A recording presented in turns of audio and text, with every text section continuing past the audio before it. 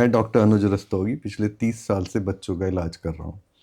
और बहुत सारे बच्चे ऐसे हैं जो शुरू से पैदा होते ही मेरे पास आ जाते हैं और आगे तक मेरे साथ ही रहते हैं। उनमें से कुछ बच्चे जो बहुत अच्छा कर रहे होते हैं, उनको बहुत अच्छी ग्रोथ भी होती है, बहुत सुंदर बच्चे होते हैं। बट कभी कभी मुझे उनका जो स्माइल देख के और उनके टीथ देख के बहुत परेशानी हो जाती है, जिन्हें मैं बहुत अच्छे से गाइड करके 3 साल 3.5 साल तक लाता हूँ। फिर कुछ बच्चों के दांत या तो टूट जाते हैं या दांतों में कैरीज हो जाती हैं और उनकी स्माइल, उनकी जो स्पीच है, उनकी पर्सनैलिटी पे एकदम से बहुत बड़ा फ़र्क पड़ जाता है, जिसको इमीडिएटली रेक्टिफाई करना भी बहुत मुश्किल होता है। तो मैं आज पेरेंट्स को दांतों की हाइजीन और दांतों की केयर के बारे में अवेयर करने के लिए अपने साथ मैं डॉक्टर राजीव आनंद, जो सीनियर डेंटल सर्जन हैं, उनको अपने साथ इस पॉडकास्ट में लेके आया हूँ और आज मैं उनसे कुछ सवाल पूछूंगा बच्चों के लिए। Welcome doctor Rajeev Anand. Thank you doctor अनुज।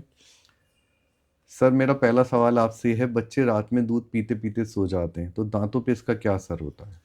ये बहुत ही ज़्यादा ख़राब असर होता है दांतों पर अगर बच्चे रात को दूध पीते पीते सोते हैं। बच्चे क्या, बड़े भी, सबको ही रात को ब्रश करना है पहले, उसके बाद सोना है। दूध पी के जो दूध के ऊपर शुगरी चीज़ें होती हैं वो दांतों के ऊपर चिपक जाती हैं और एसिड फॉर्म होता है और बैक्टीरियल डिके वहीं से शुरू हो जाता है, जिसे कीड़ा लगना कहते हैं आम भाषा में। तो वो सड़न होती है, बैक्टीरियल डिके होता है, कीड़ा कोई नहीं होता चलता फिरता। तो उस वो सारे दांतों पे हो जाता है और बच्चों में खास तौर से इसका एक नाम दिया गया है रैम्पेंट कैरीज। ये उन सरफेसिस पर हो जाती है जिस पे नॉर्मली कैरीज नहीं होती, सिर्फ दूध के और शुगर के चिपकने से दांतों की सरफेस के ऊपर। अच्छा सर, आप इस बारे में क्या कहना चाहेंगे? जैसे मैं छोटा था तो हमें भी पेरेंट्स खाना खाने के बाद भी रात को दूध देते थे। एक ये कस्टम था कि रात को दूध पी के सोना ही है। अब कई बार तो मेरे फादर ने सिखाया था ब्रश करके ही सोना है, तो मैं ब्रश करके ही सोता था। बट क्या एकदम दूध पी के सोना ठीक है या थोड़ा गैप होना चाहिए? नहीं, सर्टेनली आपने गर्म दूध पिया और ठंडे पानी से ब्रश कर लिया तो वो भी टेम्परेचर वेरिएशन एकदम से अगर करना है तो वो गलत है। अच्छा ये रहे कि थोड़ा सा पहले दूध पिएं। ये तो आप ही ज़्यादा अच्छी तरह बता सकते हैं कि डाइजेशन पे तुरंत खाना खा के दूध पी के सोने से क्या फ़र्क होगा। मेरे ख्याल से ये होना चाहिए कि थोड़ा सा गैप दे के ब्रश करें, ब्रश के बिना ना सोएं और ब्रश के बाद सिर्फ पानी पी सकते हैं, कुछ भी खाना पीना नहीं होना चाहिए। लेटली मैंने बहुत फील करना शुरू करा है कि एकदम खाना खाने के बाद दूध पीना, और जैसे शादियों में भी होता है, कुल्हड़ का दूध होता है तो बहुत लोग एकदम खाना खा के दूध पीते हैं। एक तो पेट की जो कैपेसिटी है वो ओवरब्लेंड हो जाती है और बच्चों को लेटते ही उनका दूध ऊपर चलने लगता है, तो जिसे हम गैस्ट्रोएसोफेजियल रिफ्लक्स कहते हैं। उन बच्चों में खांसी भी बहुत होती है और टूथ डिके भी बहुत होता है। सो सर, बच्चों में दांतों में जो कैविटी है, इसके अलावा और क्या कारण है? देखिए, ये रिफ्लक्स भी एक कारण हो सकता है। जो एसिड फॉर्म होता है, गैस्ट्रिक एसिड, वो गैस्ट्रिक जूसेस जो रिफ्लक्स होगा तो वो दांतों की ऊपरी सतह को खराब कर सकता है। एब्रेजिव का काम करता है, एब्रेजन का काम करता है। तो उससे भी फिर वहाँ पे फूड लॉजमेंट होगा, वहाँ खाना फंसेगा, तो वहीं सड़न शुरू हो जाएगी। तो ये भी ध्यान रखना है कि बच्चा जो है ओवरफिल्ड ना हो जाए, उसका पेट इतना ना भर दे, छोटा सा पेट होता है, छोटा बच्चा, कि वो रिफ्लक्स हो वापस आए। क्या इन जो दांतों में कैविटी बन जाती हैं, अब बच्चों के तो दूध के दांत होते हैं तो वो टूटने ही हैं, तो क्या उसका भी इलाज करना आवश्यक है? बहुत ज़रूरी है। ये सवाल तो आपका बहुत अच्छा है, क्योंकि हम पिछले 34 साल से प्रैक्टिस कर रहे हैं और यही सबको पढ़ाने की कोशिश करते हैं कि नहीं, भगवान ने जो कुछ भी दिया, नेचर ने जो कुछ भी दिया है वो ज़रूरी है, उसको सोच समझ के बनाया है। तो दूध के दांत बनाए हैं तो बहुत सोच समझ के बनाए हैं, उनके बहुत सारी इम्पोर्टेंस है। एक तो बच्चे को दूध नहीं पिलाने की है, खाना खिलाना है, सॉलिड खिलाना है एक एज के बाद, एक तो उसमें काम आएँगे। दूसरा जो इम्पोर्टेंट है वो ये है कि जो नीचे से पक्के दाँत आ रहे हैं, उनको पाथवे दिया जाता है। हम्म। तो ये दूध के दाँत उसके पाथवे बन जाते हैं और धीरे-धीरे, धीरे-धीरे वो ग्रो करता है उसका क्राउन, जो दाँत का, पक्के दाँतों का, और ये इसकी जड़ें जो है गलती चली जाती हैं और अल्टीमेटली ये हिल के निकल जाता है और इसकी जगह दूसरा दाँत आ जाता है।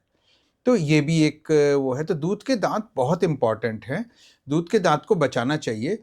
और सबसे पहले क्या है कि जिसे आम भाषा में कहते हैं कीड़ा लगना, अगर कोई भी काला या ब्राउन दाग दिखे दांतों के ऊपर तो पेरेंट्स को तुरंत हमारे पास लाएं, दांत के डॉक्टर के पास लेके जाएं और उसमें फिलिंग कराएं। हम थोड़ा सा उसको क्लीन करके उसमें फिलिंग कर देंगे। लेकिन परेशानी क्या होती है, मैं सिक्वली ही बता देता हूँ। थोड़ा सा आपका सवाल तो छोटा था लेकिन शायद इसका जवाब लंबा होगा कि सिक्वली है इसकी एक। अगर कीड़ा लगा तो क्या होगा, बच्चों के दांतों में जो पल्प होता है, जो सबसे अंदर की लेयर होती है, वो काफ़ी ज़्यादा होती है। उससे क्या होता है, जब ऊपर के लेयर में हमारा सड़न हुई शुरू, तो सेकंड लेयर सॉफ्ट होती है। सॉफ्ट लेयर में तेजी से सड़न शुरू होती है और वो पल्प तक चला जाता है।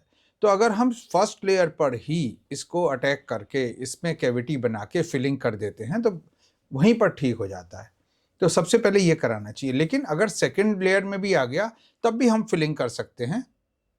अगर थर्ड लेयर पे चला गया तो हमारे पास डिफरेंट प्रोसीजर्स हैं, जैसे रूट कैनाल ट्रीटमेंट है, पल्पोटॉमी है, पल्पेक्टमी है, बहुत सारे ऐसे प्रोसीजर्स हैं जिनसे उन दांतों को बचाना है। अब इसमें अगर ग्रॉसली कैरियस हो गया है, दांत ऐसा हो गया है कि बहुत ज़्यादा कैरियस हो गया, हम उसमें फिलिंग नहीं टिकेगी, हमने रूट कैनाल भी कर दी या पल्पोटमी कर दी और उसमें फिलिंग नहीं टिकने की जगह है, तो एक pre fabricated stainless steel crowns आते हैं, हम उसको प्रोटेक्ट करने के लिए वो लगा देते हैं। दांतों का अगर ये जल्दी से खराब हो जाएं और निकल जाएं तो आगे पीछे के दांत जो है मूव करके उस जगह को भर लेते हैं, तो नीचे से आने वाले दांत को जगह ही नहीं मिलेगी कि वो उगे, तो वो या तो फंसा रह जाएगा या अपनी जगह से दूसरी जगह पे उगेगा। तो हमेशा इस बात का ध्यान रखें कि अगर दूध का दांत बहुत इंपॉर्टेंट है, अगर हल्का सा भी ब्राउन दाग या काला दाग दिखे तो तुरंत दांत के डॉक्टर के पास जाएं और उसमें फिलिंग कराएं।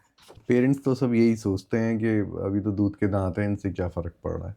अच्छा सर, जो दूध के दांत हैं वो कई बार हिलने लगते हैं, तो मुझे याद आता है जब मैं छोटा था तो मेरे ताऊ जी रुमाल से उस दांत को हटा देते थे। इज़ इट राइट थिंग कि उसको हम हिलते हुए दांत को प्रीमेच्योरली निकाल दें या उसके टूटने का इंतज़ार करें? देखिए, उसमें फिर वही बात है, अगर वो इसका जो पक्का दांत है थोड़ा जबान के नीचे से आ रहा है या तालवे की तरफ आ रहा है या बाहर की तरफ आ रहा है तो हमें ये पहले निकाल देना है। अगर वो नॉर्मल उग रहा है तो हिलने दीजिए।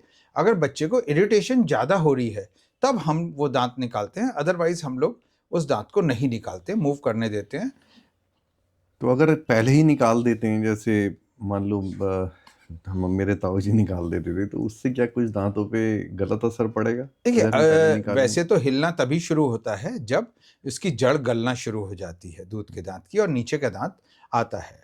तो मुझे लगता नहीं कि कोई असर है, पर फिर भी अगर बच्चे को इरिटेशन नहीं हो रही है तो वो नहीं निकालना है। अच्छा, कुछ बच्चों को सर फिर भी दांत में कैविटीज बन जाती हैं जबकि वो 2 बार ब्रश कर रहे होते हैं, तो इसके क्या कारण है सर? इसके जो कारण हैं वो हैं चिपकने वाले खाने। वो ब्रश तो कर रहे हैं लेकिन दिन भर चिपकने वाले खाने खाते हैं, फास्ट फूड खाते हैं या गुड़ खाएंगे, चॉकलेट्स खाएंगे, वो दांतों के ऊपर चिपक जाता है और वहीं पर जो है एसिड फॉर्मेशन होता है, डिके होती है आउटर लेयर में।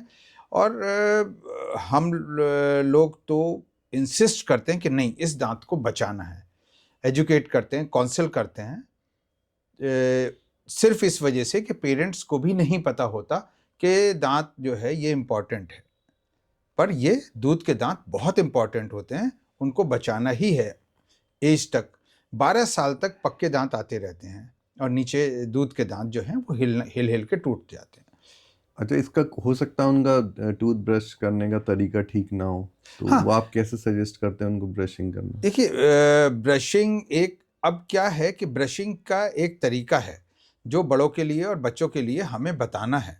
हम बताते हैं दांतों की कुछ सरफेसेस ऐसी हैं जहाँ पे आपका ब्रश जाता ही नहीं है, तो हम पेरेंट्स से कहते हैं कि आप शुरू में आप ब्रश करिए, बच्चों के सामने ब्रश करिए ताकि वो ठीक से करें, और बच्चों उनको एजुकेट करते हैं कि वो किस तरह से ब्रश करें, और पेरेंट्स को बताते हैं कि सुबह शाम आप इनके सामने ब्रश करिए ताकि इनको आदत पड़े, क्योंकि बच्चे तो वही करते हैं जो अपने पेरेंट्स को देखते हैं। तो जो सरफेसेस कुछ ऐसी हैं कि जहाँ पर खाना फंसा रह जाएगा, वहाँ पर केरीज हो जाती है, उससे बचना है। तो जब वो हमारे पास आता है तो हम पहले तो उस दांत की फिलिंग करते हैं और उसके बाद ब्रशिंग को गाइड करते हैं, काउंसिल करते हैं, पेरेंट्स को भी और बच्चे को भी। अच्छा, कुछ बच्चे पेस्ट खा जाते हैं, तो ये भी बड़ा एक फियरसम रहता है कि इसमें फ्लोराइड की मात्रा अधिक ना हो जाए। देखिए अभी क्या है कि एक पर्टिकुलर एज तक हम बच्चों को एक डिफरेंट पेस्ट होते हैं जो वो खा भी लें तो कोई दिक्कत नहीं है, लेकिन उसको आदत पड़नी चाहिए कि वो ब्रश करे। हम्म, कुछ अभी तो इतना छोटे बच्चों को भी हम ब्रशिंग बता देते हैं जिन्हें कुल्ला करना ही नहीं आता है, तो वो तो खा सकते हैं, पर वो कुछ पेस्ट ऐसे हैं जिनमें फ्लोराइड नहीं है और उनको खा भी लें तो कोई दिक्कत नहीं है। उस तरह के पेस्ट हमें देने हैं। एक पर्टिकुलर टाइम के बाद हम ज़रूर ये करेंगे कि उनको इस तरह से कुछ फ्लोराइड वार्निशेस हैं अवॉइड करने के लिए कैरीज को, कुछ फ्लोराइड पेस्ट्स हैं वो दे दें। लेकिन फ्लोराइड पेस्ट अगर खाते हैं तो वो इतने छोटे बच्चे को नहीं दिया जाता कि वो खा ले। वो खास राइट। तरह के पेस्ट हैं बच्चों के लिए जो वो।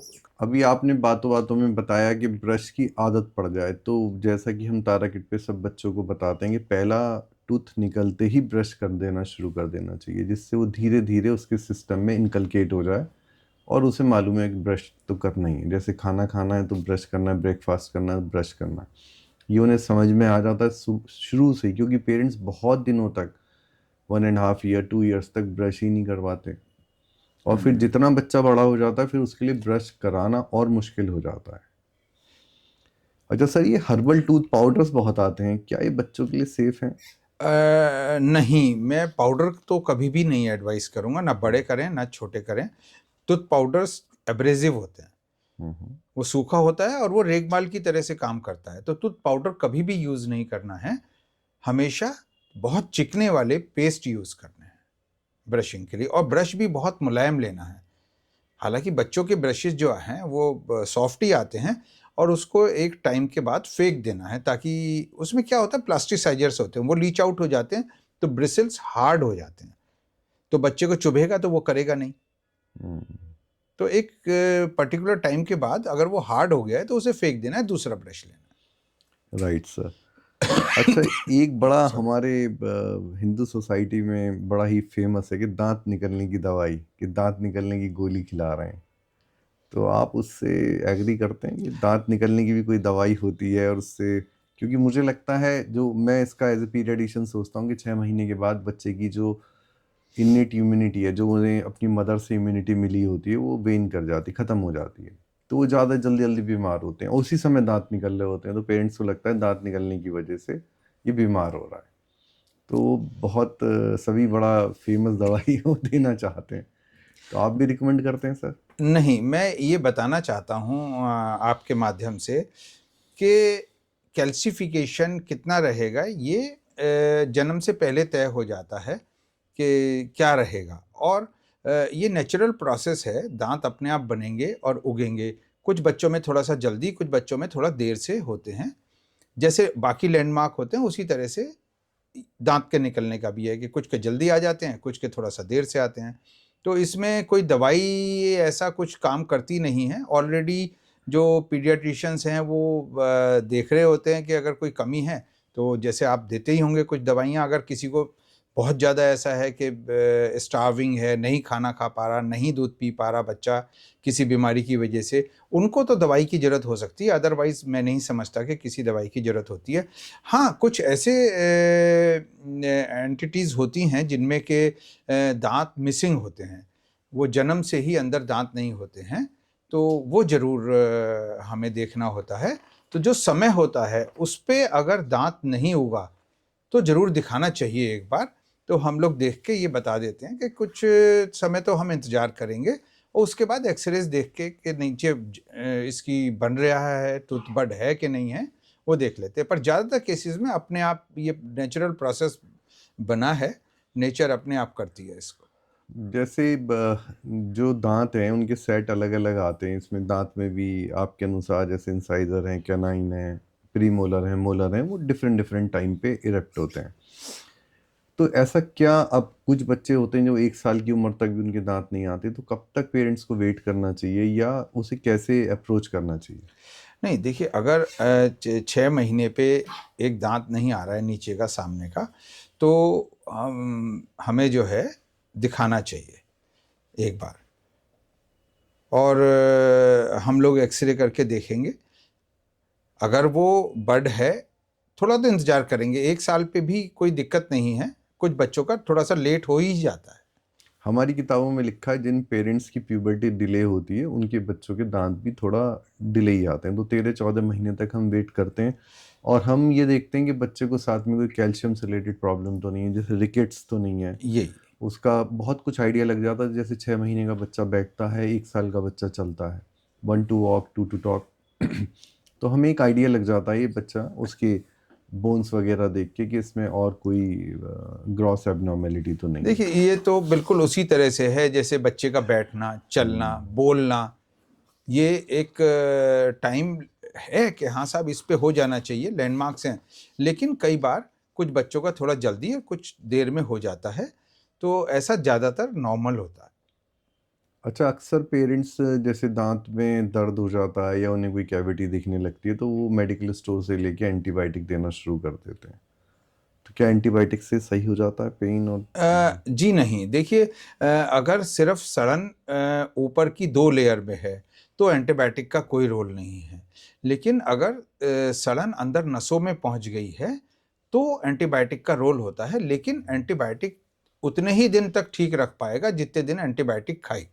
अगर दांत के ऊपर फुंसी बन गई है तो मैं कहूँगा कि वो आए हमारे पास और हम उस दांत की रूट कैनाल करके, या फुंसी नहीं बनी है तो पल्प डिके होना शुरू हुआ है तो पल्पोटमी करके आधा पल्प निकाल के पल्प चैम्बर से नीचे के पल्प को फिक्स करके ऊपर से फिलिंग कर देते हैं और ये दांत चलता है। तो एंटीबायोटिक और कोई भी दवाई मेडिकल स्टोर से लेके ना खाएं, ये मेरी एडवाइस होगी।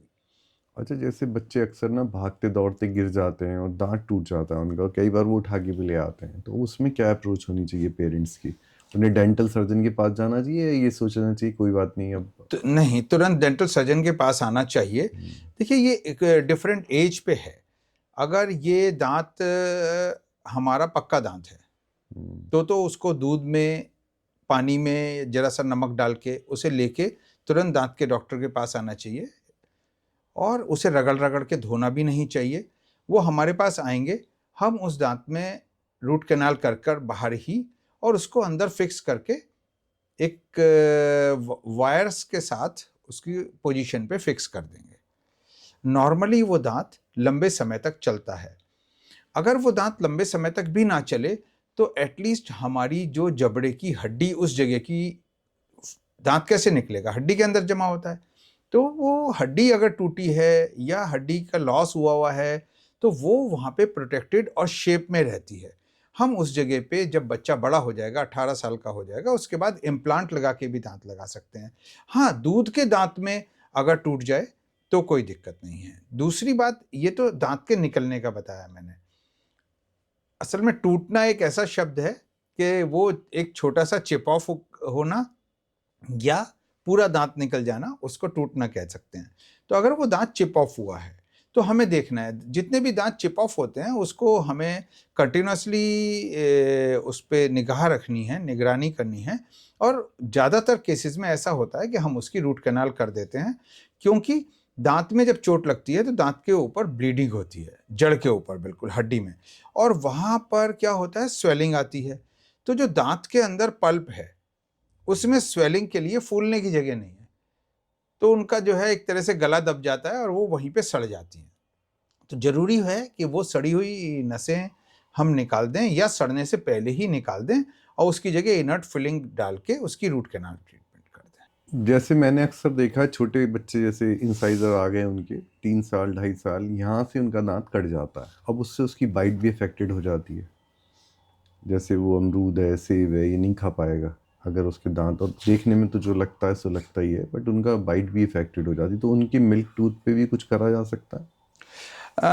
नॉर्मली नहीं, क्योंकि वो पीछे तक के दांत घिस जाते हैं। अगर वो सिर्फ सामने सामने के दांत हैं तो वहाँ पर भी प्री फैब्रिकेटेड सेलुलोज क्राउन्स आते हैं, जिससे हम टूथ कलर्ड क्राउन्स बना देते हैं। अगर इतना घिस गया सिर्फ सामने का दांत, पीछे का और गैप है, पीछे के दांत नहीं घिसे हैं, अदरवाइज हम पूरा पीछे के दांतों से थोड़ा सा उठाकर और सामने के दांतों पे वो प्री फैब्रिकेटेड कैप लगाते हैं। अच्छा, जैसे what are early warning sign parents should not ignore, जब वो अपने बच्चे ने कुछ कंप्लेन करी, जैसे कैविटी बनने लगी है और उसने कुछ कहा दर्द हो रहा है, तो एक तो ये ब्रूफिन दे देना, इबुजासिक दे देना, एक ये उस पर कुछ सोचना भी, ये हुआ क्यों दर्द इसके। अक्सर यहाँ फुंसी सी बनी रहती है जो गम्स पे।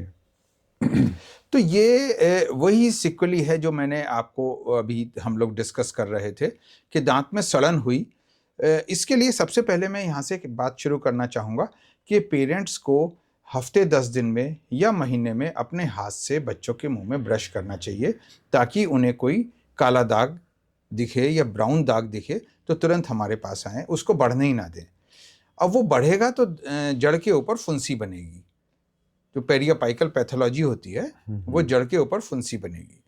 तो उसमें हमारे यहाँ आनंद डेंटल क्लिनिक साकेत में व्यवस्था है कि हम उस दांत की जो नसें हैं सड़ी हुई वो निकालेंगे, इन्फेक्शन को ड्रेन करेंगे और साथ में उस दांत की रूट कैनाल करके उसको बचा देंगे। और उसके ऊपर कैप लगानी है तो कैप लगा देंगे, उसमें फिलिंग से ही काम चलेगा तो फिलिंग कर देंगे। अच्छा सर, कैविटी अगर एक 3 साल के बच्चे को बने और एक 13 साल के बच्चे को बने तो दोनों के प्रेजेंटेशन में कुछ फ़र्क हो? देखिए, ये प्रेजेंटेशन में फ़र्क नहीं होगा। शुरू में हल्का सा ब्राउन दाग दिखेगा, फिर काला होगा। सिर्फ एक चीज़ है, 13 साल के बच्चे में जो फर्स्ट 2 लेयर्स हैं वो कंपैरेटिवली ज़्यादा होंगी पक्के दांतों में। जो दूध के दांत हैं उसमें फर्स्ट 2 लेयर्स जो होती हैं बाहर की वो पतली होती हैं और नसें ज़्यादा होती हैं, तो वो ज़्यादा पल्प चैम्बर बड़ा होता है, तो वो जल्दी एक्सपोज हो जाते हैं, जल्दी ही उसमें जो है पैथोलॉजी हो जाएगी, नसें सड़ने, पतली होने की वजह हाँ, से। रूट कैनाल ट्रीटमेंट तक वो जल्दी पहुंच जाएगा। अच्छा, पेरेंट्स को क्या आपकी एडवाइस क्या होगी कि उन्हें जो डेंटल सर्जन के पास जब बीमार हो जाएं तब जाना चाहिए या रूटीन केयर होनी चाहिए इसकी भी कुछ? ये भी बहुत ज़रूरी बात है। हमें रूटीन में दिखाना चाहिए। साल 6 महीने में डेंटल चेकअप होना चाहिए, बड़ों का भी और बच्चों का भी। बच्चों का तो खास तौर से होना चाहिए क्योंकि हमारे खान-पान बदल गए हैं। हम ना तो साबुत सेब खाते, ना साबुत अमरूद खाते, ना गन्ना चूसते, राफ खाते ही नहीं है हम लोग। हमारी डाइट का पैटर्न चेंज हो गया, फाइबरस फूड नहीं खाते, तो जो सेल्फ क्लींजिंग थी वो खत्म हो गई। अगर वो सब खाएं तो सेल्फ क्लींजिंग भी होगी। इट इज़ तो इंटरेस्टिंग, गन्ना खाने से सेल्फ क्लीनिंग होती थी? गन्ना खाने से भी सेल्फ क्लीनिंग होती है क्योंकि वो फाइबर्स है ना। और भुट्टे के लिए क्या कहेंगे? भुट्टे के लिए भी कहूँगा कि उससे भी होगी। हम्म। और ये चीज़ें ऐसी हैं कि अगर ये आपको जानकारी भी देंगी, अगर दांत में कहीं दर्द है, कुछ है तो तुरंत दर्द होगा तो आप हाँ, तो भागेंगे। एकदम पहले तो ही पता ज़्यादा चल अच्छा है जाएगा, कि हाँ। आप अपने डाइट को चेंज करें और चिपकने वाले खाने ना खाएं। और पेरेंट्स को तुरंत साल 6 महीने में तो चेकअप बच्चों का कराना ही कराना जरूरी है। तो आप क्या कहेंगे, जो टूथ डिके है ये एक डेंटल डिसीज है और या लाइफस्टाइल डिसीज है? ये डिफरेंशिएट करना मुश्किल है। डेंटल डिजीज तो है ही है, लेकिन इसके जो कारण हैं आज तक अभी तक तय नहीं हो पाए हैं, लेकिन कुछ फैक्टर्स हैं जो इसको प्रमोट करते हैं कैरीज लगने को। जो इसमें सबसे इम्पॉर्टेंट खाने को चिपकना है। कुछ सलाइवा थिक हो जाता है, जो बच्चे जैसे मुंह से सांस लेते हैं, कुछ करते हैं, उनमें भी ये इस तरह की कैरीज हो जाती हैं। जो दांतों की सड़न है, क्योंकि वो सलाइवा फ्लश आउट करता रहता है, दांतों पे चिपकने नहीं देता किसी चीज को। तो अगर वो मुंह से सांस ले रहा है बच्चा तो वो दांतों पे सूखेगा, सलाइवा सूख जाएगा, तो वो दांतों पे चिपकने वाली चीज में एसिड जल्दी फॉर्म होगा, तो उसमें भी इस तरह का कुछ हो जाता है। तो ये लाइफस्टाइल प्लस कुछ फैक्टर्स हैं जिनको हमें ऑब्जर्व करके पेरेंट्स को काउंसिल करना है। एक लास्ट मैसेज जो आप पेरेंट्स को देना चाहेंगे बच्चों के दांतों के बारे में? मैं एक इम्पॉर्टेंट मैसेज यही देना चाहता हूँ कि बच्चों के दांत में कोई भी बीमारी होने से पहले ही हम प्रिवेंशन करें, वो ज़्यादा ज़रूरी है। बीमारी को तो हम लोग ठीक करते ही हैं, लेकिन अगर हम प्रिवेंट कर सकें तो शायद हर डॉक्टर को ज़्यादा खुशी होती है। तो अगर आप रेगुलर चेकअप कराएंगे तो हम प्रिवेंट करके रखेंगे बीमारी को। कोई भी हमें हल्का सा भी दिखेगा, जैसे कैरीज हो गई या कुछ दांत फंसा रह गया, कोई दांत अंदर की तरफ उग गया, बाहर की तरफ उग गया या नहीं उग रहा है, तो हम लोग देखेंगे उसको अपनी पढ़ाई के मुताबिक और उसको ठीक कर देंगे। और ये सारी सुविधा हमारे क्लिनिक पे, आनंद डेंटल क्लिनिक साकेत पे बहुत अच्छी तरह से है। तो वहाँ पर आएँ, हर साल एटलीस्ट बर्थडे पर ही चेकअप करा लें। एक बहुत आसान है, एक लैंडमार्क ऐसा कि अपने बच्चे का बर्थडे है, उस पर एक चेकअप करा लें। तो बहुत अच्छा रहेगा। थैंक यू सर, आपने इतना समय दिया हमें। धन्यवाद। बिल्कुल, ये मेरी सौभाग्य होगा अगर कुछ बच्चे जो हैं इस बीमारी से बच सकेंगे मेरी इस टॉक से। Thank you thank sir. You.